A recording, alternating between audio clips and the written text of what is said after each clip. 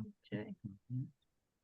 Welcome everyone to the call, Ahimsa in Action, co-hosted by the Peace Alliance Department of Peacebuilding Committee. And I'm not thinking, Lynnea, of your organization name at the moment. The Ahimsa Peace Institute. Institute. Yeah. Okay, great. Okay. We've still got people joining in on the call, but we're gonna get started right away because we've got a really full program and want to allow as much time as possible for Q&A. Okay. Nancy? Well, like Karen said, welcome. It's really nice to see all of your faces, and I hope most of you got to watch the film. And just a welcome. My name's Nancy Merritt, and I'm with the Department of Peacebuilding Campaign. I've been working for a cabinet level Department of Peacebuilding to make nonviolence and peacebuilding a national priority for maybe 20 years now, long time. And we're honored that you all have chosen to explore with us today Ahimsa in Action, Transforming the Future Through Nonviolence. As I mentioned, I think most of you were able to watch the film, and it was a beautiful film, Ahimsa Gandhi, The Power of the Powerless, which honors the legacy of nonviolence. And today we'll talk about anchoring nonviolence in ourselves and our world. This event is co-hosted by the Ahimsa Peace Institute and Lynnea, Bylund, you could give a wave there. And the Peace Alliance Department of Peacebuilding Campaign. And if some of you who are from the campaign committee or the campaign, you want to give a wave too, so show that we have a nice presence. We're also honored that you all have chosen to be part of this. And I mentioned before some of you got on, please put your name and your group and your location in the chat so we can know where everybody's from. Another housekeeping thing is that Karen will put in the chat more information about the Ahimsa Peace Institute and the Peace Alliance Department of Peacebuilding campaign. And we always have actions you can take, so we'll sprinkle those in there throughout. And the panel, after the panel discussion, we'll have an open Q&A session. So we welcome you all to put your questions in the chat at that time. And as we have time, we'll open it up also to people who raise their hands, either physically or by the symbol. So today's event is in observation of Mahatma Gandhi's birthday, which is also the UN Day of Nonviolence.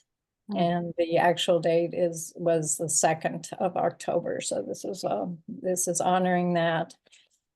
With the world in such a precarious state, it is a vital time to talk about nonviolence and to continue our work for Department of Peacebuilding and peacebuilding in whatever way all of you are manifesting it. There's currently a bill in Congress called HR 1111. We all go like this. So HR 1111 is a bill calling for a cabinet level Department of Peacebuilding with a Secretary of Peacebuilding. It has 49 co-sponsors, and we're working on gaining more co-sponsors. We need your help. So all of you, any and all of you, please write to your congressman and ask them to join. We also ask each of you and your groups to endorse the bill. We have an endorsement sheet of over 600 groups now. So this is something we show to the members of Congress when we advocate for this. The bill addresses the interconnection of violence in ourselves, our homes, our schools, our neighborhoods, our nation, and international policies. As the bill puts it, and I'll just read this, it addresses the interconnection of all life and the intersectionality of peace and justice, equality, health, healing, national security, education, the economy, rule of law, democracy, planetary survival, and other aspects of civil rights, civil liberties, and human rights. So we all know that peace building touches all of us.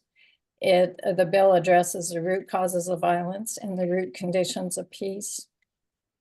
We know that violence cuts across lives and costs money and lowers the quality of life for people. We in the Department of Peacebuilding campaign have collected hundreds of letters from students begging us to do something about the violence they experience every day in their lives. Violence about questions about what desk should they hide under when a shooter comes to their school, how to get away from an abuser and their families, how to avoid racism, sexism, bullying, and endless wars.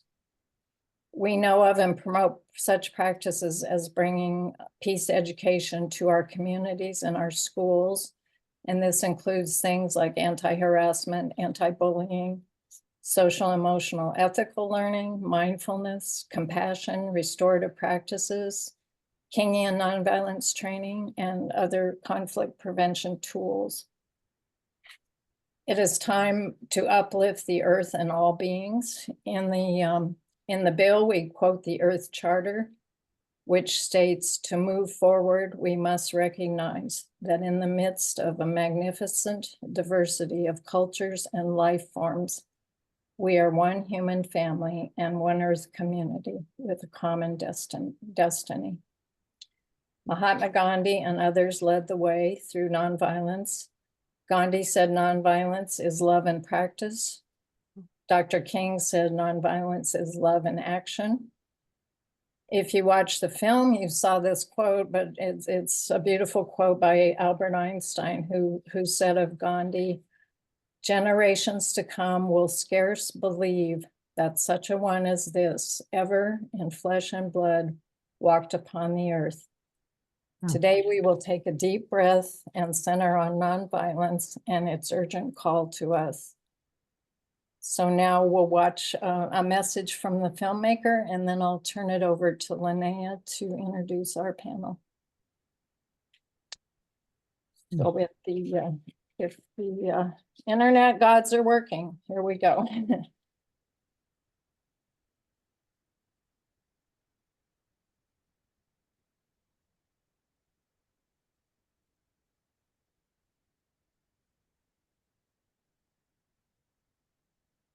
Give me another chance here. Okay.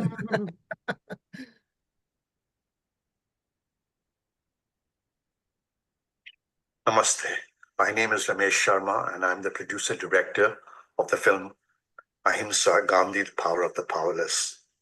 At the very outset, let me thank Lynnea and the Ahimsa Peace Institute, as well as the Peace Alliance, for screening the film and for conducting the Zoom conference. My apologies that I will not be able to join you in this Zoom conference, but that is because I am in the Himalayan mountains in India, where communication in this part of the world is very patchy and very iffy, and almost impossible for me to be on a regular Zoom call with you guys. Nevertheless, I've recorded this message only to prove to you that I'm with you in spirit, if not physically. The film, my film, Ahimsa, is about Gandhi's message, timeless message of nonviolence, a message that is more relevant today than ever before, especially in a world which is full of strife, full of wars, of a message for a younger generation that Gandhi's concept emphasizes the power of moral courage or physical force, inspiring individuals to confront injustice without resorting to violence. For today's youth, who are in the forefront of all global movements for justice or for human rights or for climate action, Ahimsa is a reminder that the lasting change can be achieved not just through physical force, but also through peaceful means. It challenges the younger generation to harness their collective power in a manner that is compassionate, inclusive, and rooted in moral principles. I hope you have a very insightful and interesting discussion, and I hope you'll find a roadmap so that this film, with its timeless message of nonviolence, can be screened in every university, every college, every community center, and that the timeless message of Gandhi can be spread around the world where it's required today more than ever before. Thank you for screening the film. Thank you for the discussions, and thank you for being with us. And I hope to look forward to a feedback from you. Namaste. Namaste. Nice. Lynnea, would you take over and introduce the panelists? Yes, I will. Thank you. Thank you to the Peace Alliance for co-hosting this event. Special thanks to Ramesh Sharma for creating a beautiful film that brings us together in our shared mission of fostering a global cooperative culture of peace. Thank you for everyone, our audience being present, and our panelists for being with us today. It's an honor to introduce today's panelists, each of whom embodies principles of peace and nonviolence through their unique journeys and contributions. First, we have Suleiman Khatib. As a teenager, Suleiman was imprisoned for his involvement in the Palestinian resistance. During his 10 years in prison, he underwent a profound transformation, embracing nonviolence. He went on to co-found Combatants for Peace, a Nobel Peace Prize nominee organization where he works tirelessly for unity, believing that true peace is only possible when all are free. His story of forgiveness and unwavering commitment to collective liberation is a powerful testament to the resilience and strength of the human spirit. Next, we have Danielle Reif, a seasoned peace builder and writer who spent 2 decades advancing human rights, promoting democracy, and supporting reconciliation worldwide. Her insights into the role of information in building peaceful communities are more relevant than ever, and her upcoming book on cultivating peace in the digital age will surely be an invaluable resource. And Sabu, who has not quite joined us yet, he's getting to a more secure location. He's in South Africa. He is a South African, is it Sabu Vilakazi. He's a South African poet and politician who uses his voice and passion to foster reconciliation. Sabu's work spans continents from South Africa to the Middle East, using sport and dialogue to heal divided communities.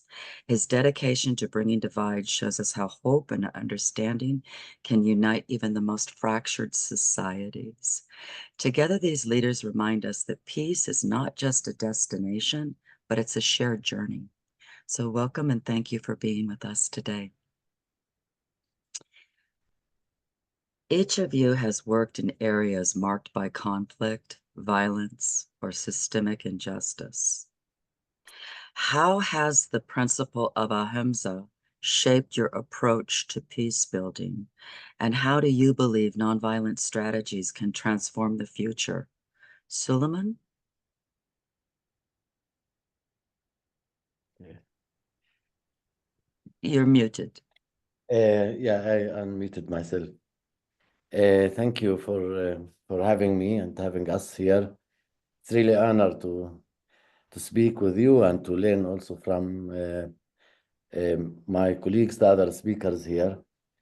Yeah, and as the producer of the movie said, the teaching of Gandhi, the legacy of Gandhi, of Mahatma Gandhi, is more important at this moment than ever before, especially now. I'm speaking to you, I live in Palestine. I speak to you from Ramallah. Some of you are maybe familiar with the land here. Just a second, I need to remove something here. Okay. Yeah, I maybe just wanna like add something from my own experience, since I'm not in the academic world. I personally learned nonviolence when I was in jail. through a food hunger strike. I guess people here are aware of this nonviolence strategy, which is used widely. We learned from the Irish experience in the 80s, actually, where prisoners would do like a food hunger strike in order to improve the daily life in jail. My first hunger strike, I was 15 with other prisoners, 120 other prisoners, for 16 days, which means we don't eat, we just drank a lot of water and salt. That's why it's called in Arabic mayumel, salt and water. It's a very important part of our activist culture, to say.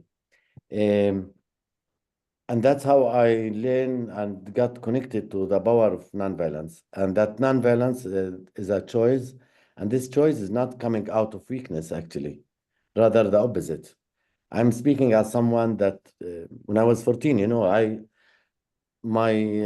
the only way for me like to free Palestine was through violence, weapons, whatever, armed struggle, what we call in our narrative.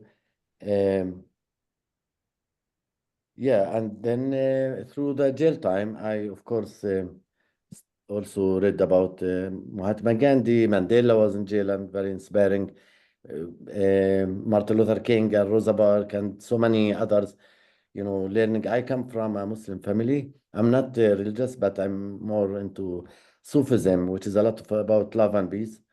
And also the inner work that we need to do.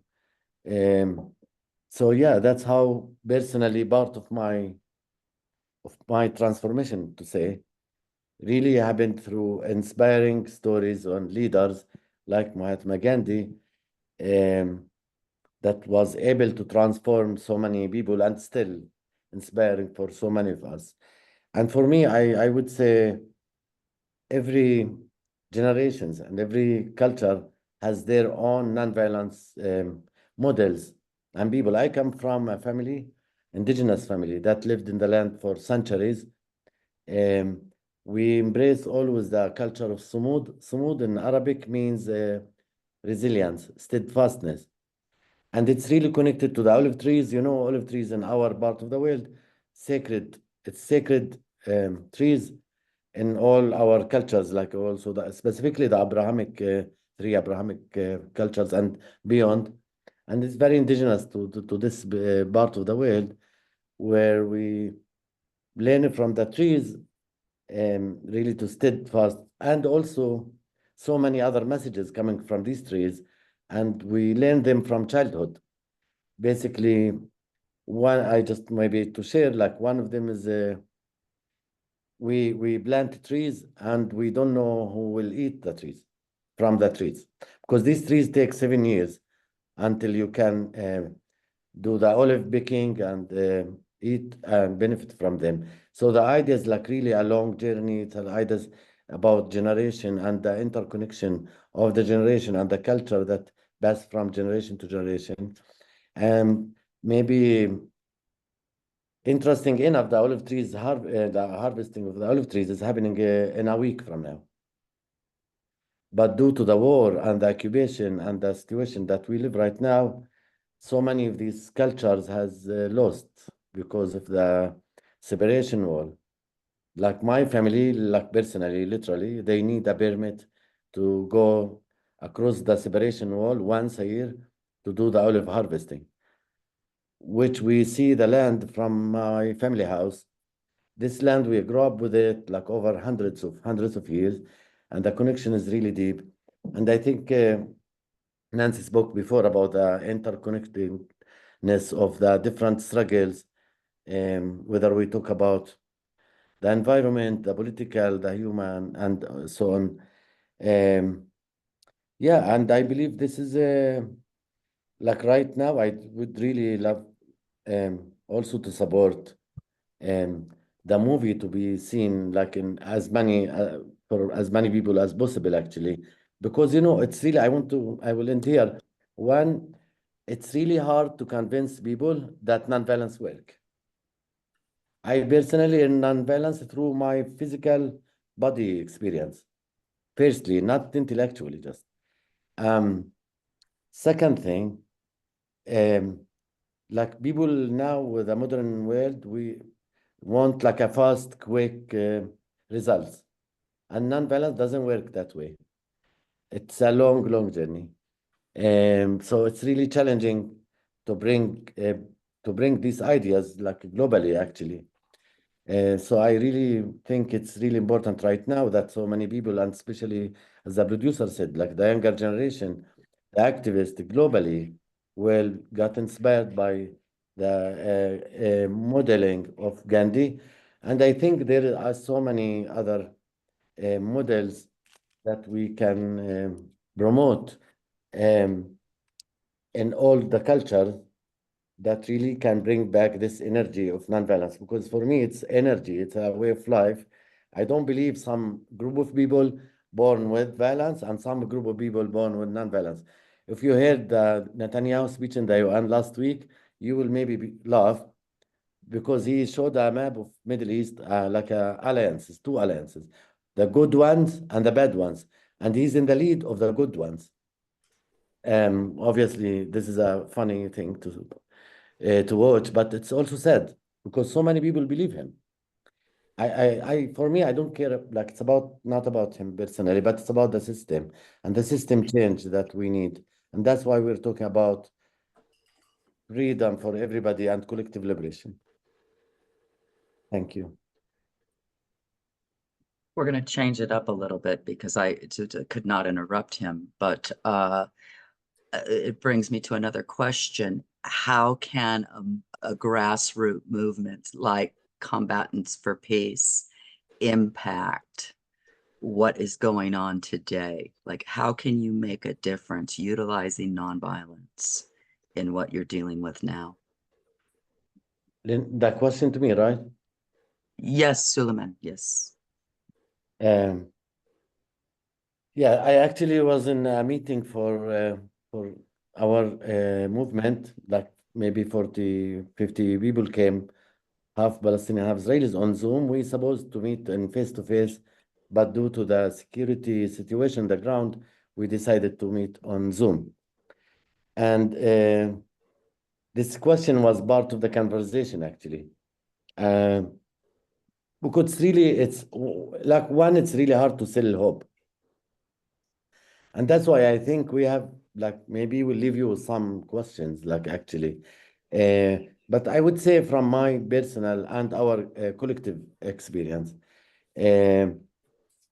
for like some of our guys even were saying, "Oh, wow, it's 1 year on the war, decades of occupation, this and that, and the war is expanding to Lebanon and maybe Iran and so on. And of course, the settler violence in West Bank and the massacres in Gaza and so on, and the displacement of many people and the rising of the extreme right-wingers policies, agendas here, and so on. The reality is very dark, right?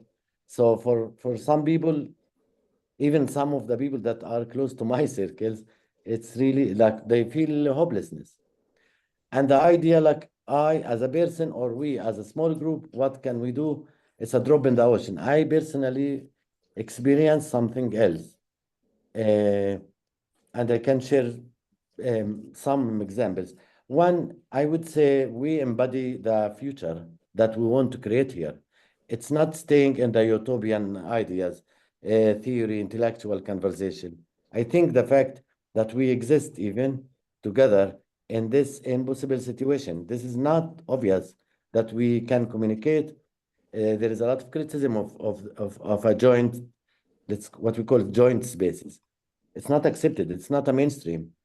We're like swimming against the mainstream thing, where the media, the government, and so on.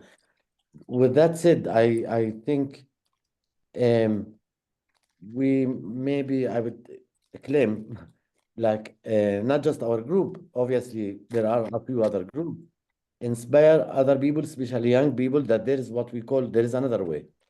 Because for so many people living and born in a conflict zone, which is a global thing, the idea that our conflict is different and hence God is there, so it's impossible to solve it. It's us or them, this black and white, like, like ideas, a zero-sum game and so on. I think to see us together, it really mobilized people, changed so many people also. I seen this happened over the years. And also we win kind of a smaller struggles. I can maybe, like I spoke before about nonviolence in jail, with imbalance in power between the prisoners and the Israeli police. We didn't have any force, obviously, and we win every time in solidarity in our community work. In this example now, in Combatants for Peace and other activist groups, we win so many struggles. Practically on the ground, the Israeli government, in support of settler violence, has decided to move so many Palestinian communities, and we managed together with these communities that stood fast in their land to keep them in their place. This happened a couple of times. And as I said, like basically these joint space is one of the only little things that give people hope, because we are partnering for future, not just for a traumatic past, which is important to bring. And I believe we are talking about a collective healing and liberation anyway for everybody, because I think, and in the movie spoke about the moral courage, and in that sense, as a Palestinian, maybe I feel very powerful, despite the power dynamic in reality. And I think in the end of the day,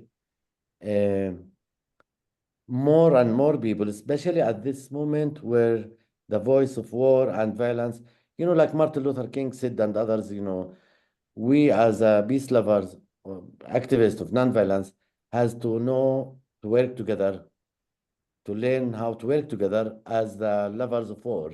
And I would say lovers of war, I mean weapon companies and so many politicians that work together globally. It's not even a Palestinian-Israeli thing anymore. And nowadays, especially, we have to raise our voice much louder. Maybe we used to say alternative to the current reality to transform it, but it's really to attract a different possibilities, because I believe there is a different world possible out there. Thank you, Suleiman.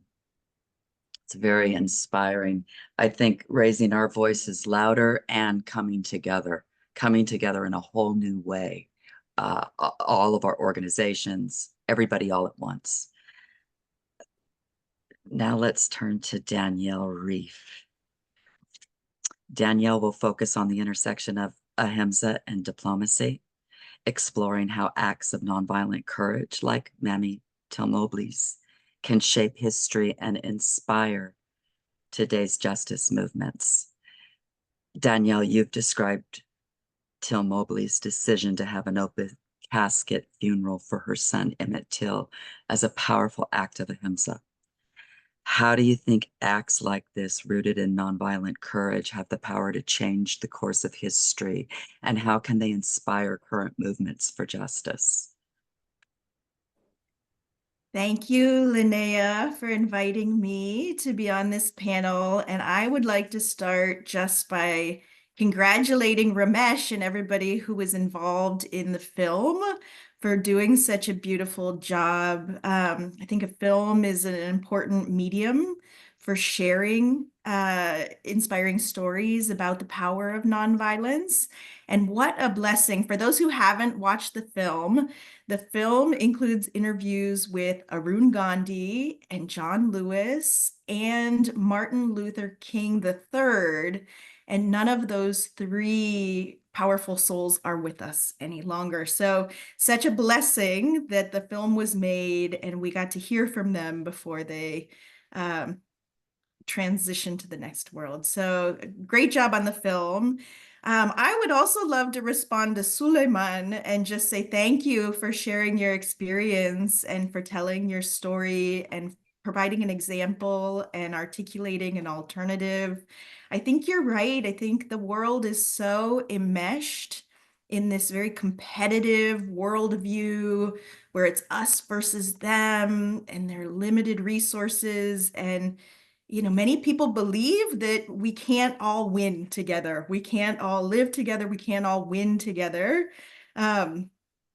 And I fundamentally don't believe that. And so I think this is our task collectively in this very difficult moment, is to speak loudly about the fact that there are alternatives and that there are social norms, alternative social norms that would enable us to live together in inclusive, peaceful communities. I think just the work of helping people know that those alternatives exist, and helping people to envision what that might look like, I think is important to giving hope and helping to create change at this point. So anyway, Suleiman, thank you. I'm also a huge lover of trees. I think of the trees as my soulmates. And so it makes me very sad that you're unable to access your olive trees without a permit. And yeah, agree that until everybody's free, we really can't achieve greater peace.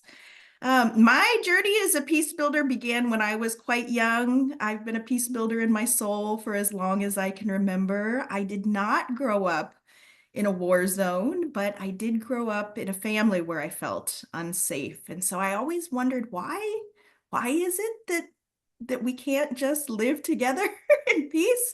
And how can we make that happen? How can we create a peaceful environment around us? So from a very young age, I've been exploring this question, trying to understand both on a personal and on the political level how we can create this change.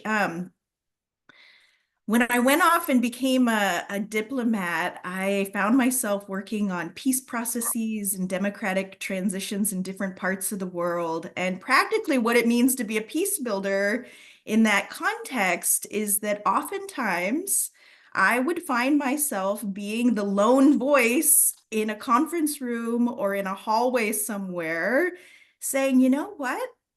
Let's give dialogue a chance. Let's give the peace process a chance. Let's try alternatives to violent conflict. Let's not rush to judgment. And of course, the predominant worldview in politics is the realist school of thought, where war is really just politics by another means. That's the way people think of it. People think of war as just the very natural, normal, justified response when things get difficult. And so being that voice, those voices are important to speak up and say, let's try other means first. When I lived in Uganda and was working in Uganda in 2005, when the International Criminal Court, it was their first ever case. They issued the first ever warrants for the arrest of the leadership of the Lord's Resistance Army at the time. And there was a big conversation in Uganda at that time saying, should the government engage the LRA in peace talks? And many people were quick to say those LRA rebels, they're not trustworthy. They only want war. Why would anybody engage them in peace talks? Because of course, this would be a waste of time. And around that time, I remember telling everybody and anybody who would listen to me, isn't it worth trying? You can't prejudge that people are unwilling and unable to engage in peace talks or take steps towards meaningful, sustainable peace unless you actually sit down and talk to them. And there's an analogy that I use that I think helps people understand, when a marriage is in trouble, for example, and at the family level, a husband and a wife are not seeing eye to eye and they can't quite figure it out. They go to marriage counseling. Before you jump to divorce, isn't it worth spending a little time in marriage counseling to see if you can at least untie some of the knots and figure out if you can understand each other better before you jump to divorce? And okay, it's not always possible. Peace processes don't always lead to the outcomes we'd like, but there are lasting benefits to even engaging in dialogue. So in 2006, the government of Uganda did decide to engage in peace talks with the LRA, and the peace talks lasted for 2 years. They did not conclude in a signed agreement. So some people would say they failed, and yet there were some really critical national consultations around issues of transitional justice and what is needed for the country to feel like accountability has been satisfied, how the country can come together in terms of reconciliation and forgiveness to heal and mend relationships between groups moving forward. And 20 years later, so those peace talks were 20 years ago.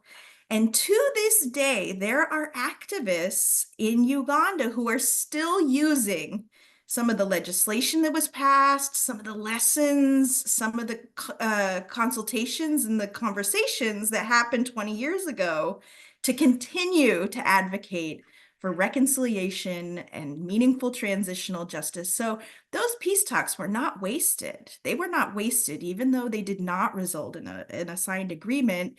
They gave a lot of energy to the activists and continue to give a lot of energy and sort of toeholds for people who continue to advocate for peace in Uganda. So anyway, that's just one example. I'll stop there, Lynnea. But yeah, I think in conclusion, I would just like to say that nonviolent strategies in terms of thinking about the future, when we talk about nonviolent strategies like dialogue, transitional justice, peace processes, they're not easy. They're extremely difficult. But they can create shared understanding and they can open up opportunities and create the conditions for transformation that otherwise you might not get. So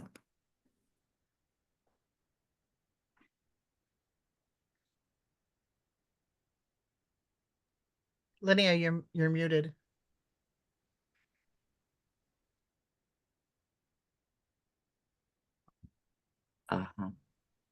Thank you, Danielle. Will you still have some more time? Yeah, should I talk about the civil rights? I'd love to talk about the civil rights movement in the U.S. There's so many wonderful things to talk about. I want you to speak from your heart. Yeah, in the moment. Thank you. So when people think about the civil rights movement in the US, oftentimes the first things that come to mind are Martin Luther King's I Have a Dream speech on the Mall, or Rosa Parks. Even Suleiman, you mentioned Rosa Parks and how important her role was. But I think it's important to look back to where the civil rights movement got some of its original energy. And that was back in 1955 when Emmett Till was brutally lynched.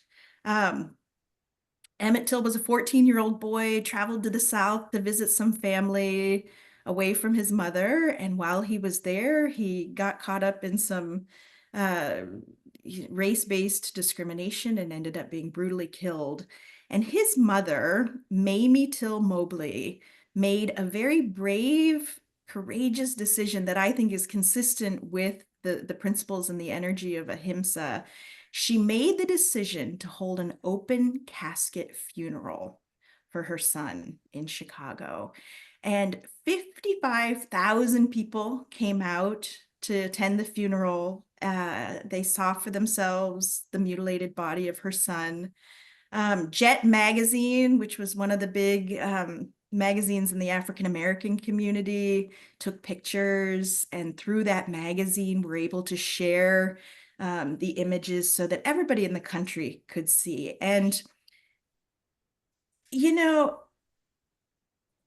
in that moment with the funeral and the pictures, there was no possible way that anyone anywhere could deny that what had happened to Emmett Till was a grave, grave injustice. There was just no longer any way to deny that what was happening in terms of race relations in the US was gravely unjust. And so I liken that moment when Mamie Till Mobley held the open casket funeral, I liken it to, for example, moments when Gandhi's protesters during the Salt March, for example, the Salt Marches in India, where they were attacked violently, and they could have responded in kind. They could have responded with violence. They could have retaliated, but instead they refused to stoop to the level of a violent response. They refused to stoop to the level of retaliation, and they preferred to be harmed themselves than to cause harm to others. And the same thing happened, I think it's a similar situation as, Dr. Martin Luther King and John Lewis and others on the Pettus Bridge, where, they were faced with certain violence and they chose not to respond in kind. And instead, when people choose nonviolence, when groups choose nonviolence, like all of those people did, it becomes crystal clear who is committing acts of violence and injustice and who is really in pain and suffering as a result. So the clarity that results when you have this kind of a dynamic really makes it very clear what's happening in the society, and really, I think, helps to mobilize and motivate people to take action. One of my favorite Gandhi quotes, Suleiman, you were talking some good ones, but one of my favorite ones is when he says, I want to change their minds. I don't want to kill them for weaknesses that we all have. We all have these weaknesses. So, and I think that when individually and collectively we can stay in a space of dignity and we don't stoop to the use of violence, when we can stay in love energy, when we can stay in unity consciousness, I think that this releases what I think of as a spiritual energy, as a deep spiritual power.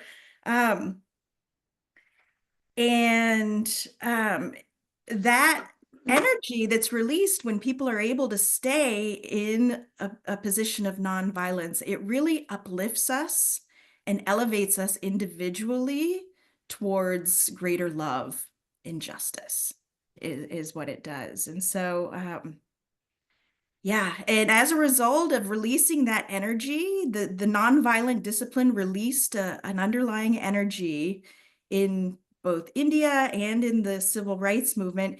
India ended up gaining independence from the British. In the civil rights movement, the energy that was released by this act of Ahimsa by Mother Mamie Till Mobley, that energy ultimately inspired the civil rights movement and continues to inspire us today, and led the civil rights movement to conclude with the Civil Rights Act of 1964 and the Voting Rights Act of 1965. So when you release this energy through nonviolent discipline, it actually results in very concrete results. It has results in terms of love and justice. Thank you. In my opinion, I believe that the reason why Gandhi and King were so successful is because they understood that and they put that into practice and their effect. But I'd like to read a quote from a beautiful book, Not To Is Peace, that also speaks to what Danielle is saying about this energy. Global peace, human freedom, and human well-being for all of humankind depend on an individual and collective change of mind, followed by a corresponding change of action. It's a matter of converting the mind and the life and the entire human collective to a right understanding of conditionally manifested reality, which is inherently a great unity, to a right and truly spiritual surrender to the non-conditional source reality, which is inherently one and indivisible. When the way of living becomes an act of surrender of egoity, then conditions of life will constantly prove the truth. That's from Not To His Peace, Adidal, a friend. But it just speaks to, this is prior unity that we're all connected to. And when we tap into that, that's where our inner work comes from. That's what really gives us the strength to raise our voices, come together as one. So thank you. It's beautiful. Next, we're going to hear from my friend Subu Vilakazi, and he's joining us from South Africa. Welcome, Subu. And okay, Subu, I would like for you to start by sharing about your journey into politics and activism and what inspired you to become a member of parliament. Thank you, Lynnea. Good evening, everyone. And my apologies for joining the meeting late. I had problems with connectivity, but I think I'm sorted now. I've had to move to where I've got members of family. I was secluded earlier, but that part doesn't get good network. So my son and others keep coming. Please excuse me for that. Thank you for these submissions. And I just want to echo what you said, Danielle, about being inspired by the panelists here, by both yourself and Suleiman. And I think that what you do, particularly, Suleiman, you were making the point about experiencing it personally, living it personally, this idea that you can choose the path of peace over war, even in a situation as conflict-ridden as what's happening in your part of the world is amazing. I fall more towards Danielle, what you said about I grew up in Eswatini. At the time, it was known as Swaziland. My parents are both Zulus from South Africa, and due to the Group Areas Act, they got moved from where they were. And my grandfather, who was a school teacher, then settled in Eswatini in Swaziland when my father was was still school going. On the other hand, my mom's father was a security guard based in Johannesburg, and he wanted a better education for his daughter. So he sent her to some relatives in Eswatini. And so my parents met. And so my sisters and I are first generation Swazis. But that whole history, that heritage of dispossession and apartheid, and in fact, apartheid was still very much at its peak in those times. Those conversations were always going on in my family. And even though we lived in Eswatini, which is more sheltered than being in South Africa, we would go visit grandparents over school holidays and experience it there. And so from a young age, I kind of got this sense of a strong feeling for social justice. And on my LinkedIn profile, I actually tell the story of how part of what's been formative for me is that I must have been about 7 or 8 years old attending Sunday school. We attended Catholic church when I was little, and my mother was one of the teachers in Sunday school. And she told a story, she proudly told the story of how whenever I see someone walk past our gates that's carrying a heavy load, I run out the house and help them carry that load to their house. And her comments, I don't know that she realized just how impactful her comments were, because they directed the course of my life. And I've kind of lived this life where I get satisfaction, I get fulfillment from acts of service to others. And there's a quote from Martha Gellhorn. She was an American novelist from in the 20th century, in the early 1900s. And she speaks about the fact that for those people who say they are not interested in politics, they might as well not be interested in how they live, in where they go to school, in the quality of their lives in totality. And it came to me later, the understanding that even though I felt I was enacting or playing out my activism within the not-for-profit space, and I felt really strongly about it. I used to work, just for example, by way of illustration of this, I used to work in IT. My work life started off in IT. I was a computer programmer. My boss used to tell me that you are Black, you are young. This is the turn of the political dispensation. You stand a very good chance of making it to the top and making lots of money.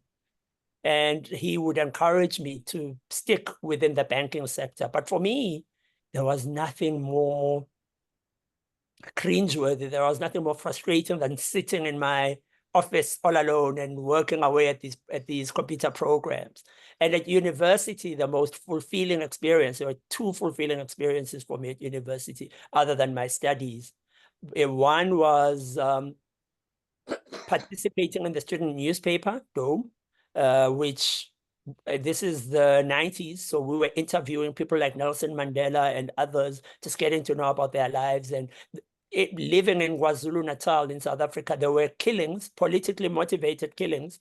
At the time, people were dying in tens per day. It was just the most extraordinary time to be living in this country. You just never, it was the so-called black on black violence. And when we had the Truth and Reconciliation process, which some of you may know about, it transpired. In fact, it was confirmed. It was already known, but it was denied by the government then. It was confirmed that these were people who were being fed and armed and financed by the apartheid government, by the white apartheid government, Black people who were made to kill other Black people. And then the government put it up as black on black violence. Black people can't govern themselves, therefore they are better off under us. But all these experiences, Lynnea, got me to where at some point I started to feel really despondent about my work. And just the fact that I felt like the impact of the work that I was doing could be amplified, or I was frustrated that I wasn't able to make a bigger difference, or to a difference to many more lives than what I was. And how the actual move into politics happened is that I lost a bet with a friend.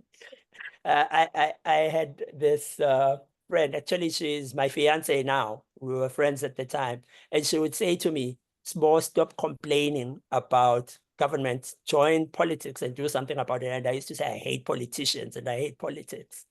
Little realizing how, the impact that it had on me. Anyway, she then bet me that, okay, why don't you just complete this application for the Democratic Alliance, because everything you say aligns with their policies, but complete this application. If they turn you down and it doesn't work out, then fine, I'll stop bothering you. If, however, as long as you are able to keep with the process, you promise that you're going to stick with it. That was a good deal to me, because I had no experience in active politics before, and I thought they were just going to turn me down at the first hurdle.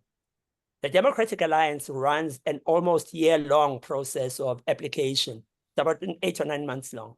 By the end of that process, just to cut a long story short, I ranked 4th in the country behind the leader of the party, 2 other people, and then myself, this nobody from nowhere. And that is how in the May 2024 local national elections, I was then in a very electable position, and I was thus sworn in as a member of parliament for the Democratic Alliance. But and I'm enjoying it. I keep having to remind myself, I keep saying to people, look at these politicians, I hate it when they do this, and they say, "Small, you are one of them." And I'm like, oh my goodness, yes. But long story short, I come into politics by way of just community activism, by way of work in the not-for-profit sector, and by way of influence from my mother, who herself, she's 81 this year, and runs a home for destitute children. And to this day is just the most stunning and real example for me of ahimsa and true love for people, and how it isn't work when you are doing something you love, and it isn't work when you're helping others and seeing their lives improve. And I'm hoping that I'll be able to see that impact amplified in my current role in politics. Thank you, Lynnea. Thank you, Subu. Amazing. I love it. And one of the things that was so surprising for me was to see that you ran on the Democratic Alliance ticket instead of the ANC. Can you talk a little bit about why the Democratic Alliance Party when you had historically always supported ANC? Sure. For those of you that may not be aware, politics in South Africa is still very racially divided. just coming out of our history of apartheid. And so when we achieved democracy in 2004, the ANC had an overwhelming amount of support, particularly from Black people, but it was from across the board. In fact, for many years, it was the most integrated political party. And so in subsequent elections, in subsequent years, we've had 30 years of democracy now, from 1994 to 2024. But what happened was that the apartheid government gave us this picture of Black and white people as groups who could never live together. And as groups, in fact, who hated each other. Blacks were inferior, whites were superior. And that was ingrained into the life and into the minds and hearts and lives of everybody that lived under this inhumane and cruel system. And so the impact of that was that even post-democracy, or into democracy, we would continue to vote more along racial lines than really political lines, than really what are these people providing. And so it came to pass for me that at some point, already by sort of the elections of 2016, I was starting to ask myself, the ANC is clearly failing to deliver on its promises to the majority of the people. In fact, that wasn't even the problem.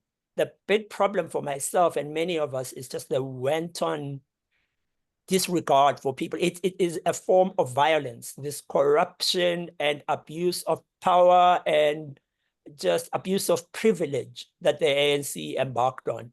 And it's a betrayal. It's really a betrayal of the struggle for freedom. It's a betrayal of the people that have given it such a position of trust.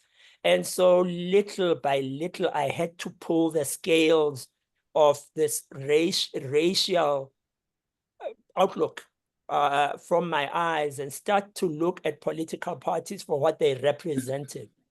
And kicking and screaming, I was brought to realizing that the DA actually, in terms of its policies at least, even if it failed somewhat in its implementation many times, represented the best future for South Africans. And my thing was, and this is the argument that my fiance made to me, it's more, if the DA is failing, the best way to help it change is from the inside than from complaining on the outside. So just go in there and do it. And for me, it meant it was important to go through that process because many of my Black friends just criticized me outright. Some of them dismissed me, and some of them thought, you've sold out the Black people, you've sold out the struggle for liberation. How can you support this white party? But what's been vindicating, and I don't need vindication, it's just confirmed my the sense that I felt, firstly, my family supported me, but also many more Black, the DA now has more Black supporters than white, by virtue of the fact that the South African population is more Black than white. So it wasn't easy, I have to say, Lynnea, but it's a decision I'm starting to live sort of more comfortably with. It doesn't help, of course, that even within the DA, you still get outright acts or acts of outright racism. But we can only educate and show by example and respond with love to and compassion to those acts, that we will be able at some point in the future to have a country that really does not look at individuals firstly based on the pigmentation of their skin, but more or value them as a human being worthy of love and compassion and all these good things before it sees them as a color. Wow, thank you. Powerful. Thank you to your fiance. We had a commenter say, please say thank you to your fiance. Well, I would like to open it up for questions to the audience. I'm sure that they have some wonderful questions, and let's start taking some of those. Have we had some questions? You can raise your hand, or if you've entered has there been, I haven't monitored the questions that have come in from the chats. I haven't seen questions yet, but I have a quick one, Sabu. Are you more careful now about what kind of bets you make? I definitely am. I look at the issues on all sides before I commit. There you go. Also, Suleiman, you said it's really hard to sell hope. I'd love to hear from each of you how you do that.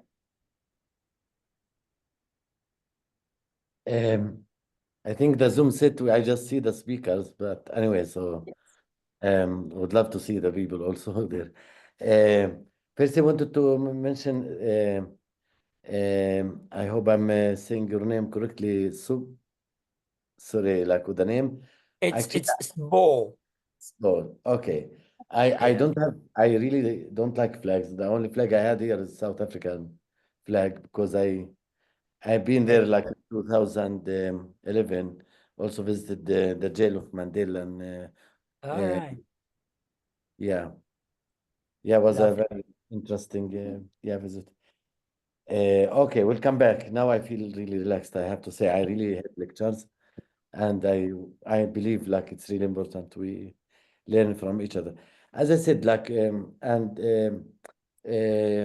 you spoke a lot about your mom. I'm actually didn't speak a lot about my personal story, but a lot of my influence also came through my mom. My mom's name is Sarah, and I'm really very similar to my mom. And part of her DNA that passed on to me is like optimistic. You know, like a simple woman in a village, um, like, you know, carrying the old wisdom, the ancient wisdom, you know, like we wake up in the morning, the sun rise again, just like have a cup of tea or coffee under like one of the olive trees or the figs outside of the house, and then you get a lot of energy. So honestly, my optimism is really not necessarily connecting to the reality, I have to say. So that was the same me when I was in the cell, when I was in jail, in a room, or in bad conditions, good conditions. And it's not always like, of course, there is another concept I want to offer people here. I will try to translate it. Because I just used it 2 hours ago in our meeting with our guys in Competence for Peace, because everybody said, I'm pessimistic, I'm pessimistic, I'm pessimistic. A few people said, oh, because of this type of group, I'm optimistic, I'm optimistic. And I was really offering in the end, like to say, there is a Palestinian writer, Emil Habibi, that he wrote a book that combined the two terms. Know how to translate it to English. In Arabic, it's very similar. Like he took letters from optimistic and pessimistic and put them together. Basically, my point is really to embrace all these feelings, because that's how also when we speak about Rumi and Sufism, which is also influenced me, for me personally, is really to embrace all the feelings and also to be truth to ourselves, because I think it's really important to bring our full version of ourselves rather than suppress part of ourselves. I really believe in this. Has to be we has to be really true to our feelings, and that actually in big part I believe losing hope is not an option practically also in our case here, but in many okay, one, I learned about how to make a revolution. We used to study in jail how to make a revolution, and basically no one will join any revolution that doesn't carry hope and joy. So I believe movements, activism has to really be sustainable and for the long run. And so we need joy and hope. And I think that's why some people join the movement and they leave for shortcut. And there is no shortcut.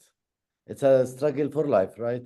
So for me personally, I'm really privileged. I'm lucky. Like I'm lucky to have this spirit that no matter what happened in the outside, I try to stay grounded inside.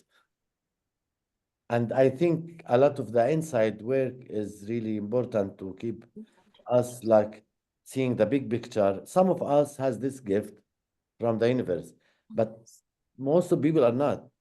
To really like see light in the darkness right now here, right now while we're speaking, like there's a war in Gaza in West Bank, not far from where I'm living. Like the other day, I was in Zoom like this, and the missiles were like in the sky here, Lebanon inside the Israeli side as well, and the talks about big war with Iran and so on.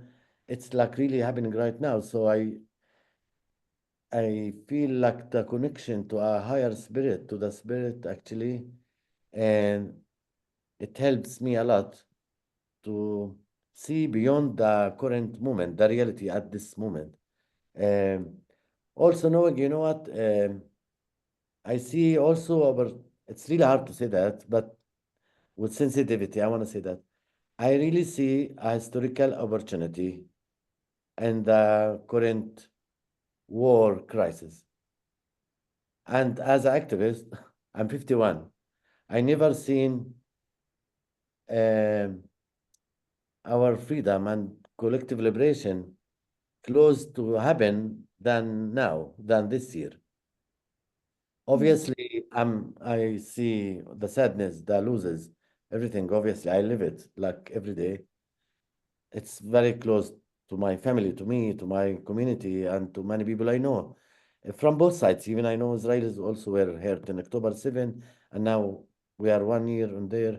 And I know many Palestinians that lost their life both in Gaza and West Bank, and the land that we're losing every day, and so on, and the suffering that people going through every day. With all of this, I really see crystal, like more crystal, more clear that the system of oppression is falling apart. The system change is really needed for everybody, and I'm really including in my talk, and this is, I believe, Mandela spoke about it and others, like free the oppressed and the oppressor, especially in our part of the world, between the river to the sea. I can't imagine practically. It never happened in history anyway, in the history of this place, that one group of people will enjoy this cake alone. This land is very, like every land is important, but and this is very important to millions of people around the world.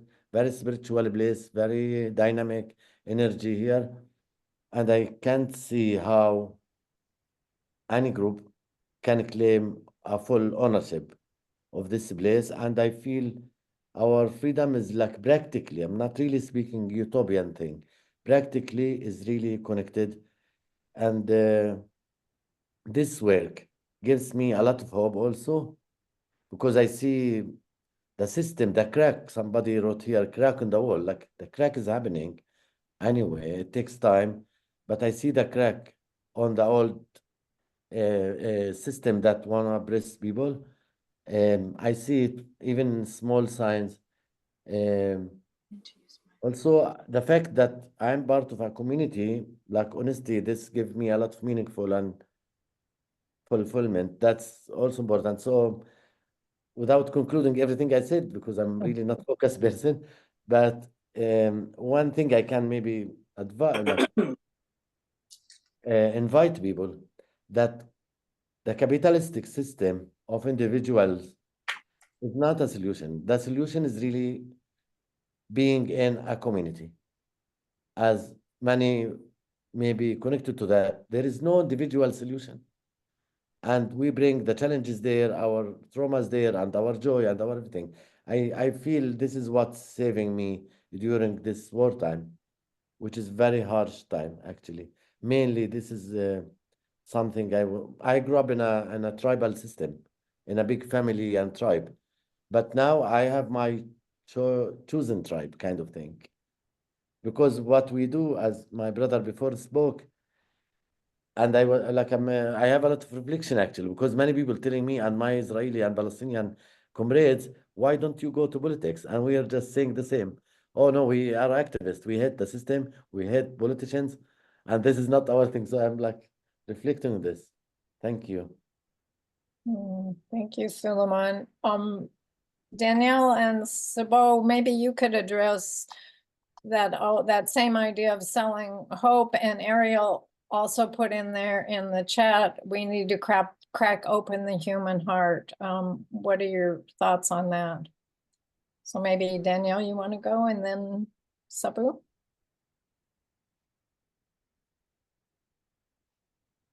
Your mic needs to be unmuted. Suleiman, I just want to say the fact that in the midst of the conflict where you're living, what you're experiencing, that you're able to see what life could be like in community, that you're able to imagine this. I love when you said the solution is being in community. There are no individual solutions. None of us can solve these problems alone.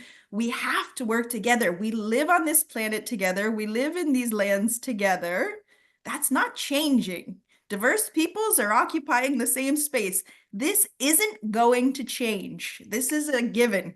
So if this is a given, how can we better learn to live in inclusive, peaceful communities? This, I think, is a key question. And in terms of our inspiration and selling hope, I see there's another Baha'i here. And so I want to mention that I am a Baha'i and I get a lot of my inspiration from the Baha'i faith.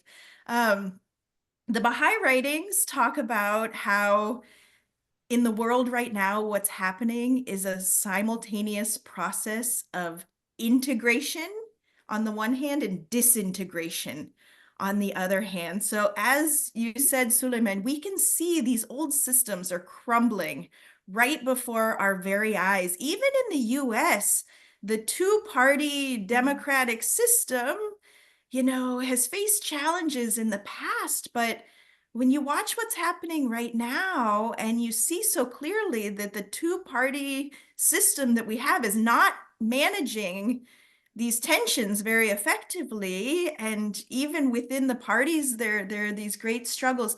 You're watching these old systems crumble, and at the same time there's a rising activism to build these communities that we're talking about, from the grassroots up. And there's a wonderful quote in the Baha'i writings that said, the world in the past has been ruled by force, which is a more masculine energy.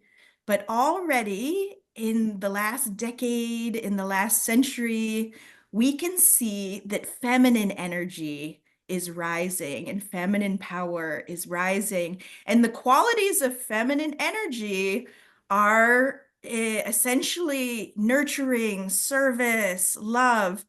And I know many people get afraid of feminism and fear, the feminist takeover. I believe fundamentally, and this stems from my own spiritual and religious beliefs, but that when we bring these masculine and feminine energies into balance, when we can balance the protective instinct with the nurturing instinct so that neither one of them is overpowering the other, this is when we will achieve a greater level of peace. And that balance, we can do it within ourselves, we can do it within our communities, and ultimately we need to do it within the world writ large. But yeah, so in terms of how do you actually do that, how do you cultivate that? It's I, like Suleiman, I've been through my own deep sort of awakening process and understanding things are fundamentally different in the spiritual realm and in the spiritual reality than they are in the material reality. And ultimately, the first step, I think, is bringing that balance within our own hearts. So if you've got too many boundaries and too many walls and too much aggression in your own heart, then you're too deep in your masculine energy. If you've got so much nurturing that you're forgetting about your own needs, then you're too much in your feminine energy. And these things need to be balanced fundamentally, first and foremost within ourselves. So anyway. Thank you, Danielle. Sabu, would you want to address the idea of selling hope or opening your heart? And then we'll call on some other folks for questions. Thank you for that. I would just comment on stuff that that other panelists have spoken about. I love when Suleiman speaks of this crack. It reminds me of one of my favorite artists, music artists that inspired my poetry, actually inspired me to write my book of poetry, is Leonard Cohen. And he's got a track where he says, forget your perfect offering. There is a crack in everything. That's how the light gets in. And I find that so uplifting many times, because it feels to me like, especially when it's feeling dark and like I'm facing an insurmountable situation, whether in my personal life or in my work life, in terms of trying to help out in communities. I think it's worth keeping in mind that there's a crack in everything. And even when we feel like our lives are cracking and falling apart, that's how the light comes in. You know, you need to have that crack to let the life in. And so I believe, for me, that's part of what sustains me. I also love a quote from Martin Luther King. There's one where he says, what self-centered men have appropriated for themselves, men other-centered are going to use for the good of all. I'm butchering it mightily here, but the point of it is to say that, yes, there are these people, and they tend to dominate the conversation, the dialogue, the spaces, the public spaces in society, and he characterizes them as men, but it could be anybody that want things for themselves, that have a self-centered approach. But as we've heard from Suleiman and Danielle speaking about community, there are other people, and we just have to believe there's enough of us that believe in community. I was chatting to Lynnea just this past week after watching the movie Ahimsa. Actually, it filled me with a darkness. I just felt this sense of sadness about this terror that we are able to unleash, or that we are capable of unleashing on each other as human beings. But on the other hand, I was uplifted by the fact that we can actually overturn this, and not only using the self-same means, but we can use peace, we can use love, we can use non-violence to turn things around. And so that keeps me encouraged. Maybe I'll stop there for now. That's beautiful. Thank you. Andre, do you want to unmute and ask your question?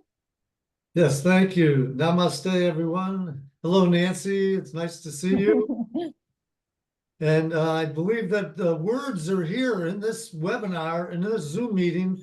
The words are here to promote a global movement of nonviolence.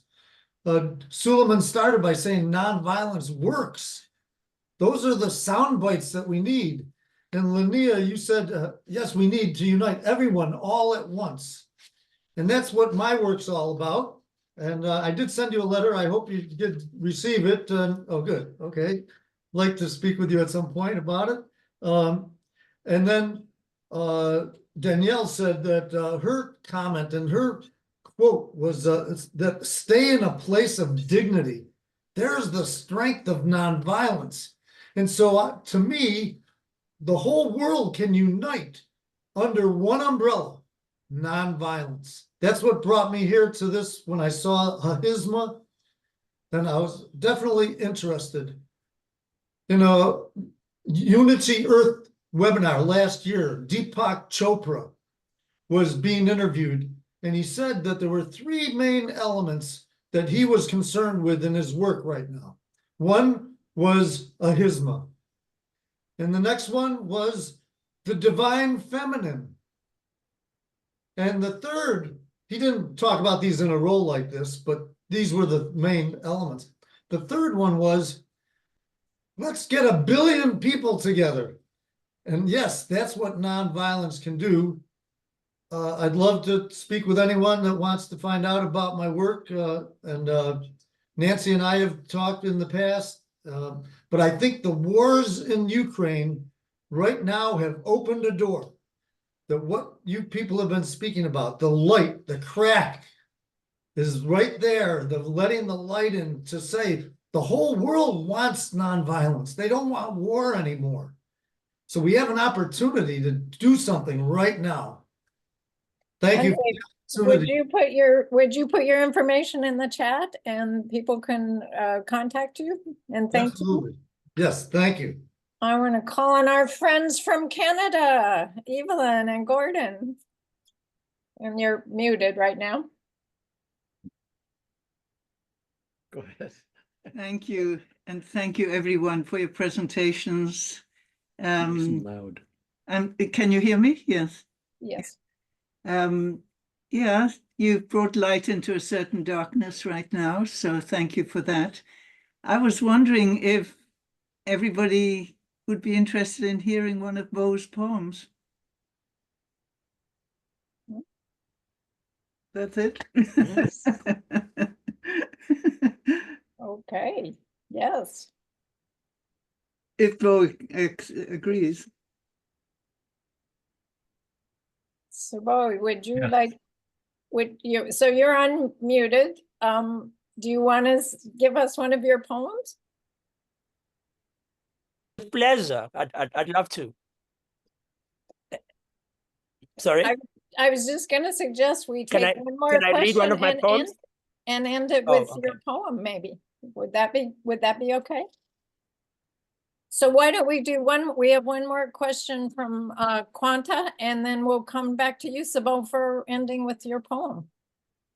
Does that sound good, Lynnea? Is that Yes, beautiful. Thank you. Okay, so Quanta, what is your question? Thank you very much. I was wondering, considering that, it's wonderful that there is an awakening in mankind for peace. But considering the fact that all these people that are interested in peace are, in a way, their efforts are fragmented. So what can we do to bring people together? I wrote a poem, we were talking about poem. I was going to, maybe I'll just send it to you guys. And it's called Pieces of the Peace Pie. Mm. And that means to me that, so are we really devouring the peace pie or are we sharing it? So that is what's happening right now with so many organizations. There are nearly 2,000 peace organizations in the United States alone, and cumulatively their assets in terms of finance is $9 billion. So what can we do to bring the power and the dollar together and make some sacrifices so that we can truly unite and bring peace and use our power effectively to bring peace? That's what I was wondering. Thank you. Danielle, did you want to respond to that? You're on mute. There you go. So I just want to make two final comments. One is that, nonviolence works as a soundbite is great. We actually have evidence. There are Harvard researchers who have compiled massive database of, violent conflict and peace, and they have deduced logically, rationally through research that nonviolent approaches to social change are more effective and more sustainable than violent approaches. So we actually have research now, which is important to share. And then in terms of the aggregation of this, I just want to let Quanta and others know that I have been spending time with a community of organizers and activists in the UN in the US that is answering that particular question, Quanta. There are over 20,000 organizations, NGOs in the US right now that are working on some form of civic renewal, civic health, increased civic engagement in the US. And they are in active conversations and active processes about how to bring all of this together at the strategic level and start to work and engage more as a strategic collective movement. So anyway, I just wanted to say that there are conversations ongoing on some level about some of this, and I believe it's just a question of time until we get there. Thank you. We had a couple, other people would like to be able to see the film. Maybe we'll work with you, Lynnea, to find a way to make that happen. This recording will be on the Department of Peacebuilding website, right, Karen, or the Peace Alliance website? Yes, there's a button with the Peace On podcast, and it'll be up there within 1 or 2 business days. Yes. Okay, so before I turn it to Sabu, anything else, Lynnea, before we turn it over to Sabu? Just in the coming together, I know that the United Nations, it's one of their development goals to have the NGOs working together collaboratively. And I really think that that is our key to bring us to the next evolution. When Gandhi started his Salt March, there were 70 people. And he just kept walking and walking and walking, and more people got on the bus. So that's what we need to do. We need to find a way to come together. I do have some ideas. I think that there's one of the things we've been working with is the Google Ad Grant. I think if we can get more NGOs on the Google Ad Grant and doing a collaborative campaign, I think that can help make a difference. If anybody wants to talk about that with us afterwards, I'd love to do that. And I'm going to go back to the other comment, everybody all at once. When we just together say no, they'll stop. And there's 8.8 billion of us. It's not going to take that many. So we just need to come together as one in a whole new way. And we can do it. I'm hopeful we can do it. So thank you. Thank you, everybody, for being here. Okay, thank you. Really appreciate it. Sabu, we would be so honored to hear one of your poems. Thank you so much. And it's been a great honor for me to be here as well tonight. I would just want to make a quick point about these many organizations that seem that I believe the speakers use the word fragmented in referring to this work of different organizations. And I don't think that's necessarily a bad thing, that it necessarily needs to discourage us, because different people are brought together by different things. And yes, we may all believe in Ahimsa, in peace, but at the local level, there could be different things that bring us together. And even as peace-loving people, we don't all see everything the same. So I think it's a good thing that we have all these different types of organizations. Also remembering that local conditions are different. I think that based on what Danielle and Lynnea has said, there are times when we need to come together, when we need all those voices to speak as one. And then in those times, rope in like-minded people. And I think that's how we're going to do this, by making everybody feel that, oh, I'm not alone, there are others. But there needs to be these platforms, there needs to be these fora and these spaces where people know where to go if they are needing the sustenance or fuel, or just sharing with others who think the same as them. The poem that I'd love to share is the title poem from my book. My book was called Who Shall Stand? In fact, it's even in some way inspired. The title comes somewhat in a roundabout way from Leonard Cohen's Who by Fire. But it's titled Who Shall Stand, and it's really geared towards the South African context.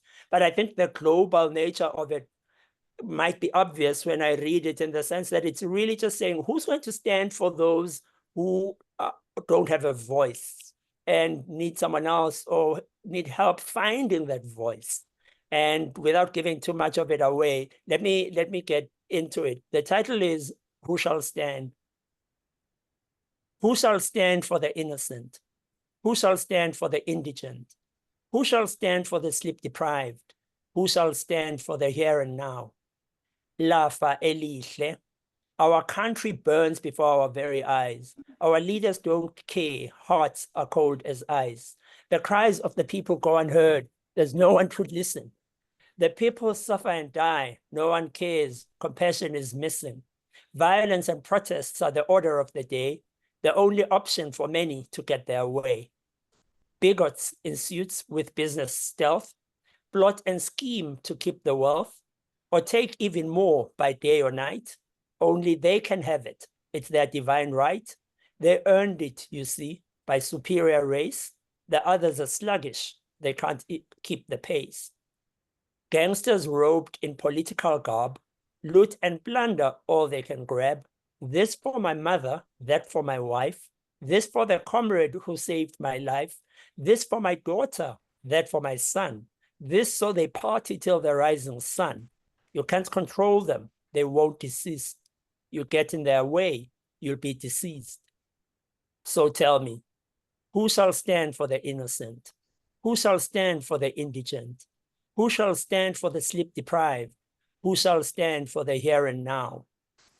A compassionate leadership made up of you and I. Namaste. Thank you. That's beautiful, Sabu. Thank you. I want to thank you and Suleiman and Danielle for this wonderful panel. I want to thank you, Lynnea, for really making all of this happen. And please pass on to Ramesh our gratitude for his wonderful film. And thank all of you for coming. I think it was Suleiman who said nonviolence is a choice. So let's choose it. Mm-hmm. Thank you all for being with us. I'll stop the recording. Do people want to stay and chat more, or?